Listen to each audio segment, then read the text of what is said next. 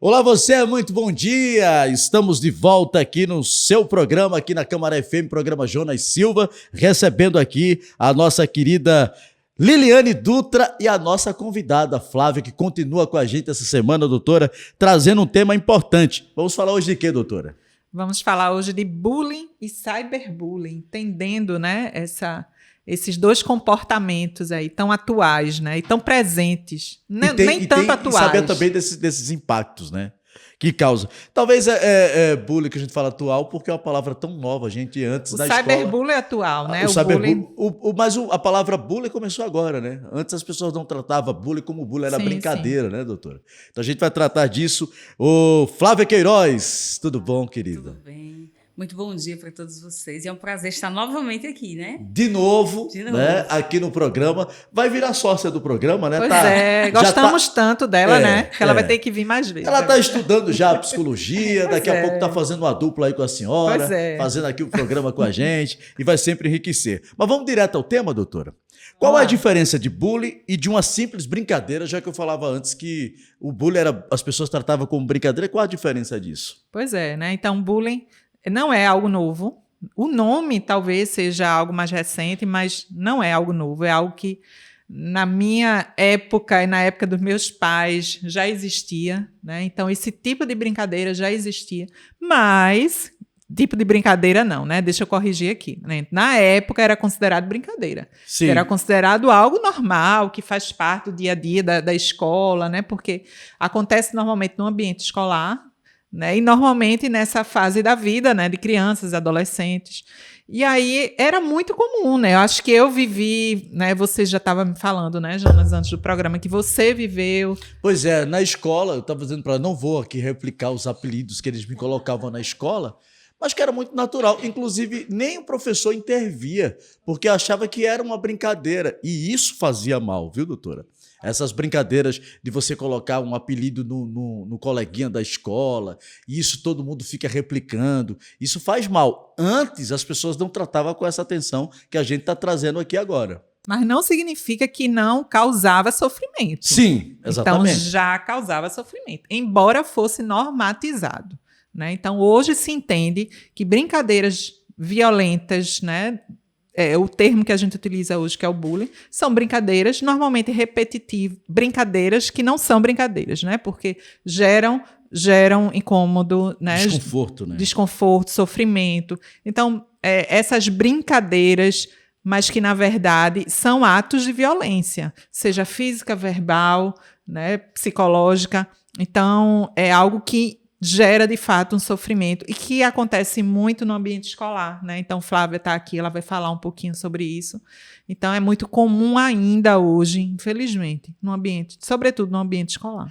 Flávia, semana passada a gente já falou, né? Você é coordenadora pedagógica, isso. Né? Então, na escola, deve ter muitas experiências. Eu quero lhe perguntar, na sua experiência, quais as formas mais comuns de bullying que você presencia nesse dia a dia? A gente tem várias, né? Porque, como você falou, Liliane, o bullying é uma agressão, né? Quer seja ela verbal, física, né? Então, assim, na minha realidade, eu trabalhei tanto em escola particular quanto em escola pública, né? E, assim, a gente vê de tudo. Eu posso dizer que, na minha realidade de hoje, a gente vê mais essa questão verbal, né? Eu acho que, até porque, quando vai para a parte violenta, então, de certa forma, fica mais visível. Sim. E, automaticamente, alguém vai fazer alguma coisa. Já verbal, muitas vezes acontece, e eu acredito que é a mais frequente, né? De você apelidar, de você estar repetidamente xingando, falando um apelido que a pessoa não gosta. Eu acho que essa é a forma mais comum. Comigo, por exemplo. Eu também. Tá. Você também? Eu também. Porque, assim, desde nova eu sempre fui muito gordinha. Então, assim, imagine, né? Ou seja, eu não fiquei fora disso. Tudo era motivo, né? Tudo era motivo. Então, né? Ser gordinha. E eu estava até falando um dia desse lá em sala de aula, que eu estava falando isso. Antigamente, óculos, hoje, óculos é lindo, né? Todo mundo quer até usar óculos. Mas, quando eu era adolescente, era óculos, aparelho. Ninguém queria aparelho, né? Porque era motivo para bullying. Então, ser gordinho, magrinho, tudo. Era boca de lata, que era isso mesmo. Chamavam, era isso mesmo. Né? Tinha essa história toda. Tudo que você imaginar. Quatro olhos. Você falou disso. É isso mesmo. Na época, lá na escola, quando eu estava na escola, ainda criança, você sabe que eu tenho um olho, assim, o meu olho é um pouquinho avantajado, né? Olha assim, e o pessoal, era chamado de olho de jipe, né? Então, isso era uma coisa que me incomodava muito. Hoje, quem quiser chamar, eu digo, me chama de olho de trator logo, não me incomoda. Mas isso me incomodava. Era uma criança que não sabia lidar com isso. Isso vai importunando, vai incomodando, isso vai gerando traumas, né? Eu disse para a doutora aqui que não ia dizer no programa, acabei dizendo, doutora. Pois se revelou, né, o seu segredo. É que vai ajudar as pessoas, é uma conversa que ajuda com as pessoas. certeza. Né? Pois é. Né? Então, imagine isso numa criança, esses apelidos repetidos, numa criança que está se construindo, que está construindo a autoestima, né? Enfim, esse olhar sobre ela própria, né? E que essas falas vão confirmar, vão validar, né? Enfim, isso traz prejuízo, sem dúvida Você nenhuma. falou uma coisa agora, Flávia, sobre você era gordinha, e lembrar que ontem foi dia do gordo, dia da gordofobia também, foi mesmo. né? Ontem, quarta-feira. E importante a gente falar que as pessoas não devem ficar brincando com as pessoas porque a pessoa é gordo, porque a pessoa é magro, porque a pessoa é isso e aquilo. Principalmente o gordinho, as pessoas sempre ficam lá tirando uma brincadeira, e essas brincadeiras, que não é brincadeira, não incomodam. É verdade. É verdade. Incomoda mesmo, porque assim, como você falou, Liliane, veja, imagine para uma criança, se pra gente que é adulto, às vezes incomoda alguém que olha para você e diz, você tá mais gordo. Não, você tá mais magro. Ou seja, você nunca agrada, né? Se pra gente que é adulto, às vezes, certos comentários incomodam, imagine para uma criança que tá nesse processo, tô falando de um pré-adolescente, por exemplo, que tá no processo da sua identidade, ou seja, de me aceitar. Peraí, tá todo mundo dizendo, falando do meu corpo, porque eu sou gordinho, porque eu sou magrinha, ou seja, tá falando do meu corpo. Então quer dizer que o que eu sou não tá bom? Ou seja, a criança ou o adolescente vai começar a olhar e achar que o seu corpo não tá legal. E por que não tá legal? Só porque eu tenho quilos a mais do outro? Né? Então, assim, isso mexe completamente. As pessoas procuram um padrão, né? Ficam procurando um padrão, né? E aí, eu, né, sofri bullying porque eu era muito tímida. Veja. Aí todo mundo aqui vai ter que contar, né? Veja só. E o quanto isso gerou em mim uma baixa autoestima. Gerou uma dificuldade ainda maior, né? Então, eu já era tímida. Então, para uma pessoa que já é tímida, se colocar nesse lugar de alguém que, né? Porque, não tem língua, não fala, essa menina é esquisita. Mas então, superou bem, hein? Então, imagina, hoje né? me fala bastante. Que bom, né? Que superou bem. Depois de muita terapia, viu?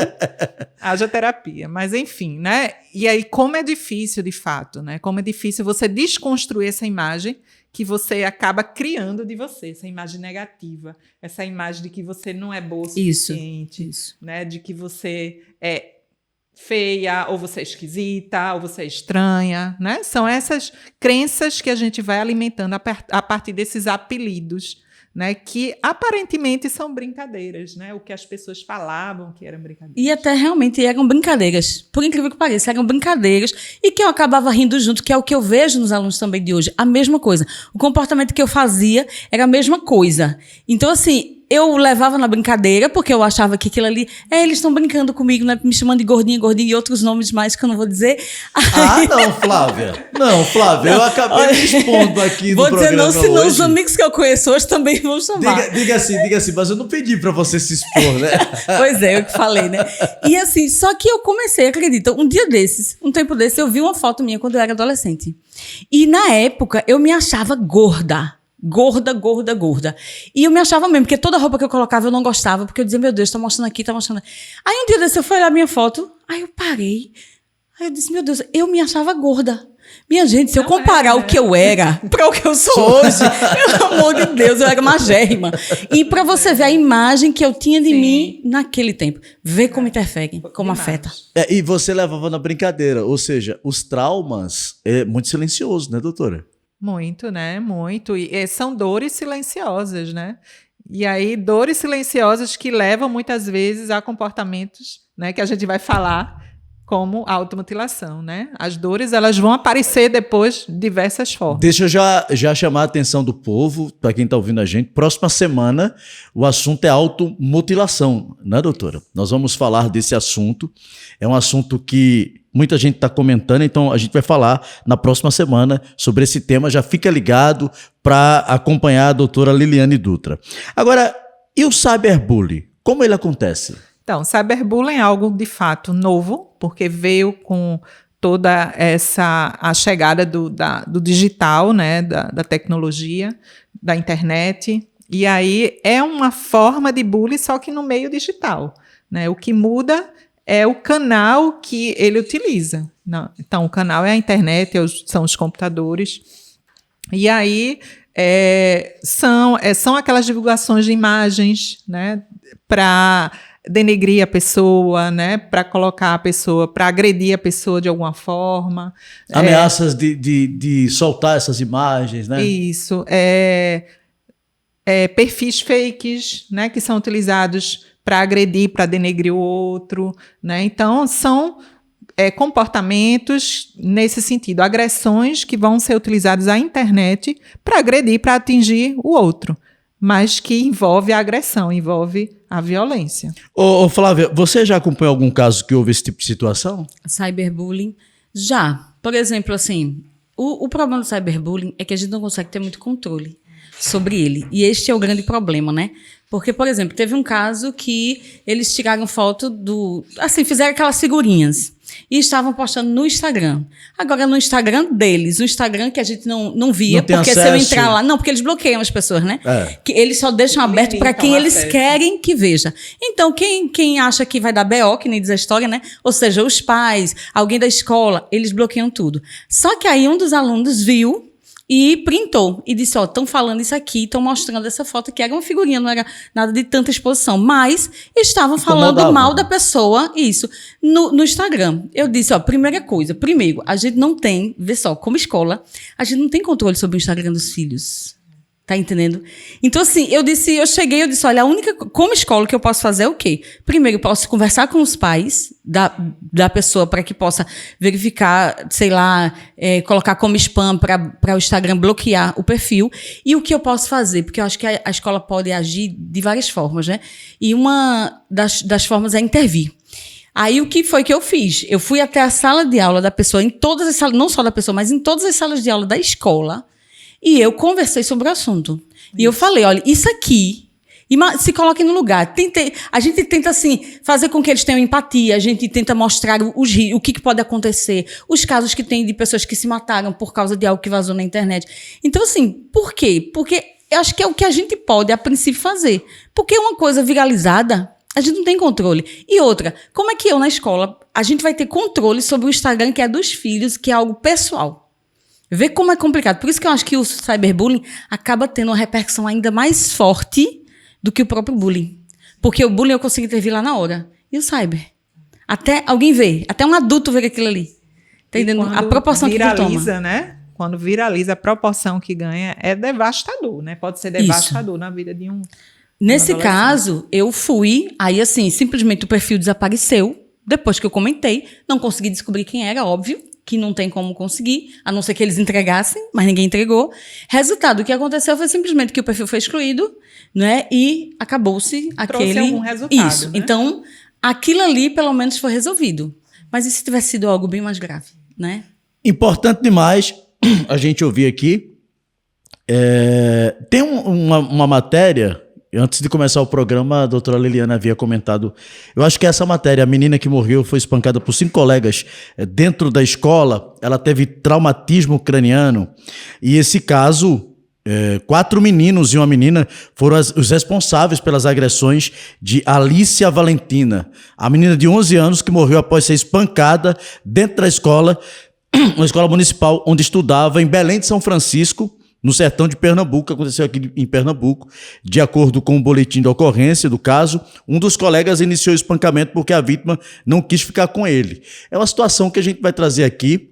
Triste demais. Triste, lamentável. Muito triste.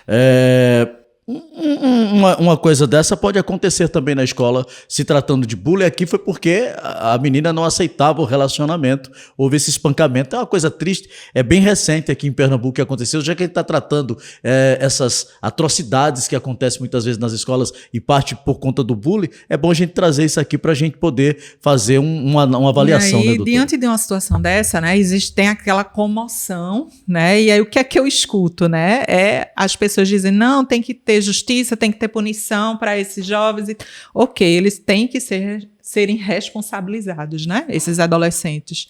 Né? Mas, assim, eu acho que mais do que isso, mais importante do que isso, é entender, pensar quem são os responsáveis. Será que são só esses adolescentes que fizeram isso? né? Quem são, de fato, os responsáveis? Né? De quem é a responsabilidade? Né? Porque a gente precisa lembrar, e não dá para esquecer, que são pessoas em construção. Né? A gente não pode esquecer disso. Né? A lei, inclusive, ela diz isso. Né? Ela coloca o adolescente, olha para o adolescente de forma diferente que o adulto. Então, ele não é visto pela lei que o adulto é com a mesma visto, responsabilidade, né? que o adulto é visto quando comete um crime, né? Então, ele é visto de outra forma, entendendo que são pessoas em construção. Então, existem pessoas responsáveis por esses adolescentes. Né? E aí a gente pensa nos pais, aí a gente pensa na escola, aí a gente pensa na sociedade e na comunidade, porque todo mundo é responsável. Né? É como é esse ambiente a família dessas crianças, né? E eu fico pensando assim, por exemplo, o adolescente que fez isso é porque recebeu um não. Né? Então, a gente vive, eu acredito, numa sociedade que a gente não quer frustrar os filhos. Então, a gente não ensina os filhos a se frustrarem, a receber os nãos da vida. Aí, veja, um adolescente que recebeu não de uma menina e simplesmente se vê no direito, até aquela série adolescente, não sei se adolescência... Sim. Relata justamente isso. Ou seja, um menino que recebe o não de uma menina e por causa disso não aceito o não e vou lá e cometo. Então, ou seja, realmente onde está o problema exatamente? Será que, como você falou, Liliane, será que é só punir ou é prevenir? Exatamente. Né? Ou é trabalhar a prevenção? O que vai resolver? Porque a vida dessa menina a gente não vai salvar mais. Ela não volta mais. Mas a vida de outras meninas... elas podem ser salvas. E a gente pode pensar, que eu não sei, eu vou trazer aqui um pensamento, vou trazer uma possibilidade. Então, se houve esse espancamento na escola, antes essa menina também estava sofrendo algum tipo de pressão. A escola não observou, né? Só tinha tido esse não, o menino estava insistindo, né? Houve esse monitoramento por parte da escola, tem essa questão do ambiente da casa também. Não deixa de ser uma tragédia, mas que perpassa ali por um bullying também, esferas. Né? Sim, sim, eu acho que são várias reflexões que podem ser feitas nesse caso. Com certeza, os desdobramentos, né, e os detalhes vão aparecer. Mas, assim, tem a questão do machismo envolvido, né? Isso. Tão presente na nossa sociedade.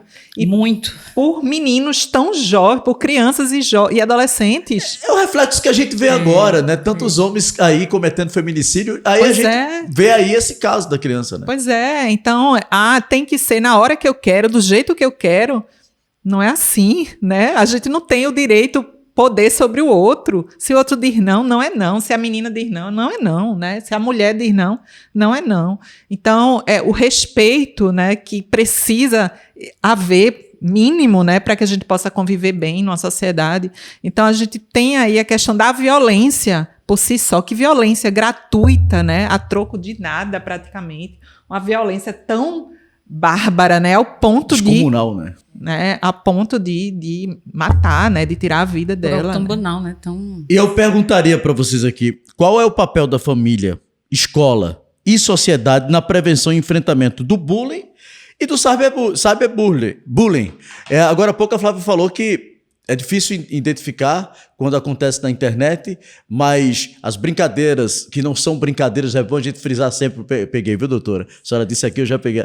O que as pessoas acham que é brincadeira, que está incomodando ali, é mais fácil de presenciar. Então, a pergunta o que é que a gente precisa fazer, né? Qual o papel da família, da escola e da sociedade na prevenção. Deixa eu só avisar aqui para o meu amigo Carlos Henrique, que está acompanhando o programa. Henrique, daqui a pouquinho eu estou chegando aí para falar com você, tá? Só um minutinho que a gente está aqui no programa, nesse momento, com a doutora Liliane Dutra, com a nossa querida Flávia Queiroz, mas estou chegando. Um abraço, daqui a pouquinho a gente se fala. No intervalo eu já falo com você. Pronto, doutora, vamos direto à sua resposta. Sua resposta e a resposta também da nossa querida Flávia. Viu que é rápido, a gente dá a resposta aqui, né? Quem sabe faz ao vivo, viu? Então, eu vou começar falando sobre a família, né? E Flávia complementa a escola. A família, ela tem o papel fundamental primeiro nessa história, né? Então, tudo começa na família. Então, a família, ela tem várias responsabilidades, né? Sobretudo de educar, de orientar, de acompanhar, de estar junto, né? Enfim, tudo começa na família. E aí, Flávia trouxe a questão da série adolescência, né? Porque a gente está vendo nesse caso, né, a realidade, a ficção se tornar Na prática. realidade. Né? Aparecer na prática, né? E é isso, né? É isso. A família que muitas vezes se torna ausente, não necessariamente é uma família que agride, né? Uma família que é opressora. Às vezes acontece, mas muitas vezes não é o caso. Às vezes é o contrário. Às vezes é uma família que se omite, né, e que às vezes quer compensar a falta, né, a falta de tempo, a presença, né, achando que tem que dar tudo para o filho. Então, essa tentativa de compensar, que também não é a solução, nem um extremo nem outro, né, a gente tem que encontrar esse caminho do meio. E é isso, né? O papel da família é fundamental, né? A gente fala muito isso, mas é porque é necessário, precisa estar junto. É a base, né, mesmo, né? É onde tudo começa, né? São as referências primeiras, né, na vida de uma criança e adolescente. E às vezes, permita dizer, doutora, parece que os filhos replicam tudo aquilo que vê dos pais, né? O que vê em casa, a forma da educação. É duro dizer isso, mas quando você fica responsabilizando uma criança, é preciso entender como é esse ambiente familiar, né? O que é que ele traz desse ambiente familiar. Então, são coisas para a gente refletir. E os pais, às vezes, começam também a atacar o filho. Ah, porque você... Sim, mas como é você? Né? O exemplo é primordial, né? Então, assim, e eu sempre digo assim, o aluno ele chega na escola, mas ele traz a base dele familiar. Né? Muitas vezes a gente apaga incêndios lá, né, que deveriam ter, conflitos que deveriam ter sido resolvidos em casa, e a escola acaba pegando essa responsabilidade para si. Mas não tira da escola a sua responsabilidade. Né? Eu entendo que para a gente conseguir combater bullying e cyberbullying tem que ter uma ação conjunta. Né? Família, escola e sociedade. Uma parceria, é né? uma parceria. Eu acho que todo mundo, porque não dá. A família sozinha não consegue, a escola sozinha também não consegue. Mas assim, eu entendo que a escola ela precisa prevenir, identificar, né, e intervir. São as 3 coisas que eu acredito que a escola precisa fazer.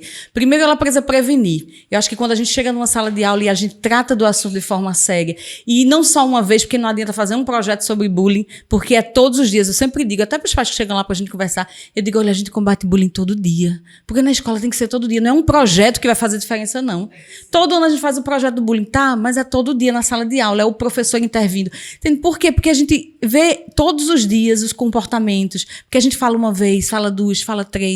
Então, primeiro é prevenir, ou seja, criar momentos de conversar para trabalhar essa questão socioemocional, porque o bullying é reflexo das nossas emoções. Então, é o não que eu não consigo receber, e aí eu quero agredir o outro por causa da frustração que eu não aceito, ou então simplesmente eu não me aceito como agressor, eu não me aceito, eu tenho, né, e às vezes eu tenho baixa autoestima e eu sinto necessidade de humilhar alguém para eu me sentir bem.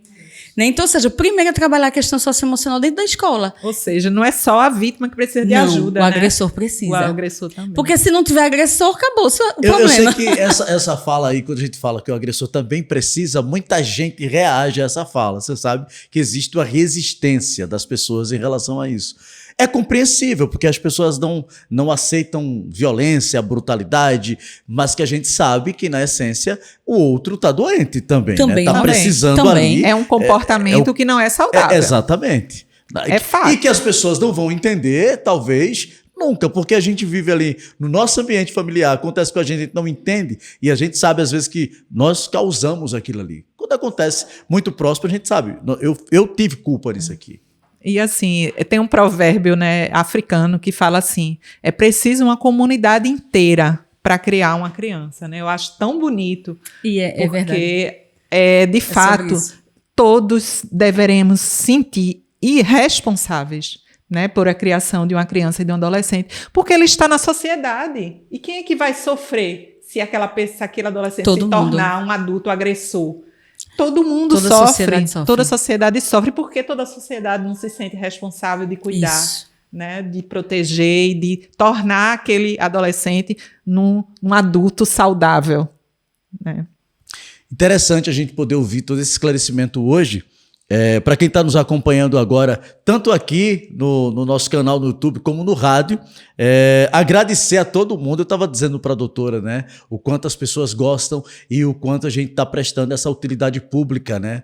Eu sempre tenho repetido isso durante os programas, porque quantas pessoas conseguem ouvir a gente e conseguem fazer uma reflexão. Eu disse, eu recebo muito da minha irmã, toda semana minha irmã fala, eu já fico meio enciumado, né? Porque toda semana ela fala, olha, eu não perco o programa, e ela dá esse feedback pra gente, e a gente vem em todos os programas pedindo esse feedback das pessoas, porque eu acho que falta isso. Falta as pessoas dialogar. O diálogo resolve muito. Você, como coordenadora, você sabe disso, né? Que Com funciona. toda certeza. Eu acho que o diálogo a gente consegue entender onde estão as nossas falhas. A gente consegue se identificar. Eu acredito que todo mundo que assiste consegue identificar, talvez dentro de casa, uma situação como essa, talvez você mesmo, ou então onde você trabalha, consegue identificar e entender que todo mundo é responsável. A gente precisa falar sobre o assunto para se tornar conhecido. Por isso que eu acho que o seu programa, né, este programa, ele é de utilidade pública e de saúde pública. Porque se a gente fala de saúde mental, é de saúde pública, extremamente necessário. Eu acho que depois que a gente está com a doutora Liliana aqui na rádio, as pessoas também já começaram a entender qual é o papel do psicólogo, que a gente começou lá nos primeiros programas falando da resistência que as pessoas tinham ao psicólogo, né? De procurar uma orientação profissional. A gente tem sempre dito isso também, né, doutora? Então, parece que a gente está quebrando aos poucos, as pessoas estão conseguindo buscar ajuda e precisa. Todas as vezes que perceber que precisa de ajuda, tem mesmo que buscar, né, doutora? Pois é, né? A gente está quebrando paradigmas, isso é muito bom, né? Muito positivo. Porque a gente precisa quebrar, de fato, né? Alguns paradigmas, alguns pensamentos, ideias que a gente trazia lá dos nossos pais, dos nossos avós, né? Mas que precisa ser quebrado, né? A gente vive num mundo novo que precisa se atualizar e que precisa, de fato, trazer novos caminhos, novas soluções. E falar do novo, vocês falaram no início, que a gente começou a falar sobre bullying, cyberbullying.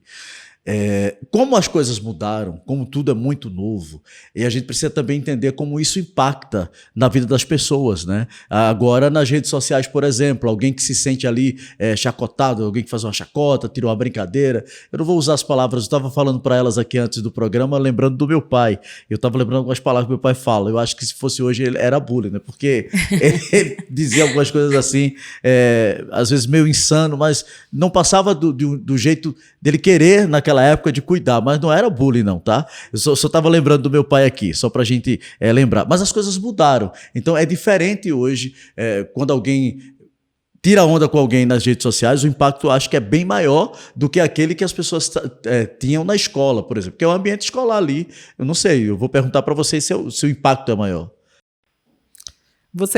Desculpa, Jonas. O impacto é maior quando acontece o bullying na escola ou quando acontece na rede? Qual o impacto disso na pessoa? Na rede? Que rede que você está falando? Das redes sociais. Sim. Olha só, as redes sociais, a diferença é que viraliza, né? Que de fato a proporção ela é muito maior. Ela acaba alcançando uma quantidade maior de pessoas. Então, de fato, o impacto ele pode ser maior nesse sentido. Então, pode ser devastador na vida de um adolescente que tem a sua imagem divulgada. Porque eu acho que é o que Flávia estava dizendo. Na escola você consegue identificar e consegue ter esse controle de chamar, né, de dizer, olha, isso aqui você não pode fazer. É mais fácil. Ali é mais fácil você acabar com a situação, de você resolver. Quando se torna na rede, como é que você vai resolver? Né? Era, porque... E até que a gente está naquela geração de cancelamentos, né? Sim. Então, a preocupação, né, de ser cancelado por uma... Hoje em dia as pessoas não gostam... Assim, tem gente fazer que um comentário. Não gosta de fazer comentário, porque de repente aquele comentário pode tomar uma proporção tão gigantesca e pode olhar os comentários sobre qualquer postagem. Eu gosto de ver os comentários, né? Você é fã de Minha comentário. gente, são terríveis. Não tem comentários. Viciado em comentário. Eu sou viciado em comentário. Tanto em coisas engraçadas tanto em coisas engraçadas quando é algo polêmico. Aí eu disse, deixa eu ver os comentários. E às vezes eu vejo que as pessoas são impiedosas. A minha audiência é mais com os comentários do que com a própria matéria do que eu tô lendo. Assim. Eu quero saber mais o que o povo está dizendo, né? Como isso está reverberando. E eu inventei um dia de fazer um comentário. Sabe que nós estamos vivendo um momento difícil, né, no nosso país, se tratando de política, essas coisas todas. Eu inventei de fazer um comentário. E fui infeliz. Mas era o que eu acreditava. Eu fui lá, eu comentei. E aí, no outro dia, quando eu acordei, eu fui ver, aí tinha muitas barquinhas lá, muitas notificações no meu Instagram. Eu fui ver, mas era muita notificação. Cara, eu estava sendo assim, execrado das redes sociais, o pessoal estava me acabando. Eu digo, eu vou resolver. Aí fui lá no comentário, puf, apaguei. Todos os outros comentários desapareceram, porque era o meu comentário e eles estavam comentando no meu comentário. Aí, às vezes você evita esse desgaste, porque você não aguenta tanta pressão, você não sabe o que é que vem do outro, né? O problema, eu acho que é essa pressão, né? Que nem todo mundo está emocionalmente pronto para ouvir tanta pressão desse jeito. Exatamente. Esse é o problema das redes, né? Eu estava falando com alguém sobre publicações, que a gente publica, às vezes, principalmente eu que trabalho no campo político, eu não vou ver os comentários que as pessoas estão fazendo. É mais saudável, né? Tá? Eu acho muito. Eu não quero saber, eu publiquei o que eles estão falando. Tem um grupo, eu já falei muito desse grupo aqui, que é o grupo da Elisa Cabral, que me conhece, sabe? Na política eles metiam o pau em mim, falava mal e tal. Jonas, tu viu o que falaram de você? Não me interessa. É bom ou ruim? Vai ver, não me interessa. Sabe, não me interessa mesmo, eu tive minha saúde mental muito melhor. E às vezes eu até via, mas eu não queria nem comentar a respeito. Já para não gerar... Sabe, é muito mais saudável você ignorar às vezes, né? Muito mais saudável que você veja o problema, você fala assim, ó, deixa pra lá, vai passar. Porque tudo passa. Sim. Né? E imagina que é difícil para você enquanto adulto, né? Enquanto pessoa já bem vivida, né, que tem experiência de vida, imagina para um adolescente, né, que se vê diante de uma situação dessa, né? Olha, minha gente, é lamentável dizer para vocês, mas quando a produção faz assim com o dedinho, já sabe, né, Flávia? O que é que aconteceu, uma né? Uma pena. Teria tanta coisa para conversar. Aliás, eu quero sugerir para a gente fazer mais programas assim, com mais temáticas assim, né? Não que as nossas temáticas não sejam interessantes, mas traga sempre um convidado, doutora, porque às vezes a gente traz a experiência do convidado, o que o convidado vive, e a senhora faz isso, né? Tem abrilhantado o programa com seus convidados. Eu quero agradecer a Flávia e dizer que o espaço está aberto. Quando quiser voltar, né, doutora? O espaço está aqui aberto para ela também, né? Sim, está aberto. Voltarei, só chamar. Gratidão, Flávia, né? Foi muito bom. E vamos chamar mais vezes, já está convidada já. Já está convidada, né? Não sei nem qual é o tema ainda, qual vai ser o programa, mas ela já está convidada. Muito obrigado, Flávia. Eu que agradeço. Doutora Liliane, muito obrigado. Diga suas redes sociais para o pessoal já seguir. Psicóloga Liliane Dutra. E, Jonas, está confirmada a participação do Padre Gimson, tá? Vou só ver com você. Olha, eu disse que tinha um convidado de peso. A gente só vai agora ver o dia, né? Isso, ver com você o dia direitinho. Vamos combinar o dia. Isso. Na próxima semana a gente vai falar sobre automutilação, não é isso? Isso. E aí eu acho que o outro programa a gente já faz com ele. Isso. E faremos ao vivo, porque todo mundo fica, fala com a doutora. Isso. O programa Esse é vai ser ao produzido, vivo. mas breve ela vai estar com a gente ao vivo aí na Câmara FM para a gente fazer esse programa juntos. Doutora, obrigado, até a próxima semana, viu? Obrigado a você que ficou com a gente aqui no canal no YouTube, a você que está na Câmara FM. Eu já volto daqui a pouquinho trazendo mais informação aqui na Câmara FM, a Rádio Forte de Camaragibe. Continue aqui.